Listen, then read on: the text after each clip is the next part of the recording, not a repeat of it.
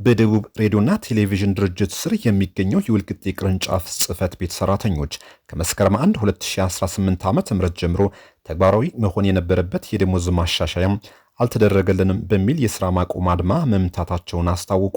ሰራተኞቹ በጻፉት ደብዳቤ ሌሎች አቻ ቅርንጫፎች ጥቅማ ጥቅሙ ተከብሮላቸው እኛ ጋር ግን ምላሽ የሚሰጥ አካል ጠፋ ብሏል።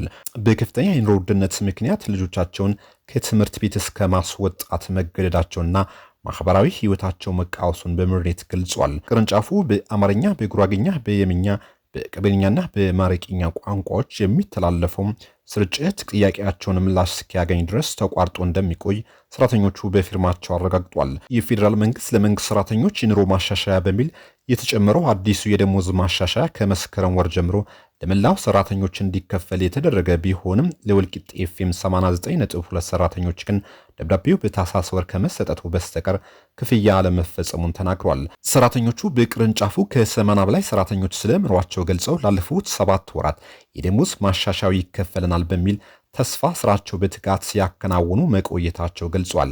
ነገር ግን በታህሳስ 2018 ዓመተ ምህረት የደሞዝ ማሻሻያ ደብዳቤ ተሰጥቷቸው በቅርብ ይከፈላችኋል ከሚል ቃል ተስፋ የዘለለም የተግባር ምላሽ ሳይሰጣቸው መቆየቱን ተናግሯል። ሰራተኞቹ ጉዳዩን ለዞን አልፎም ለማዕከላዊ ኢትዮጵያ ክልል ያደረሱ ቢሆንም ተገቢውን ምላሽ ባለማግኘታቸው ተነጋግረውና ተወያይተው እንዲሁም ለሚመለከታቸው የዞንና የክልል መዋቅሮች አሳውቀው በ5 ቋንቋዎች ሲያሰራጩት ከነበረው የሬዲዮ ጣቢያ ስራ ማቆማቸውን አስረድቷል። ከዚህ በተጨማሪም የደቡብ ሬዲዮና ቴሌቪዥን ጣቢያ ሰራተኞች የቀድሞ ደቡብ ክልል ከፈረሰ በኋላ የሰራተኞች ደሞዝ መክፈል አቅቶት አብዛኛው ሰራተኞች ስራ ለቀው ሄደዋል። የቀሩት ጥቂት ሰራተኞችም ደሞዝ በወቅቱ አይከፈለንም በሚል ቅሬታ እያቀረቡ ይገኛሉ።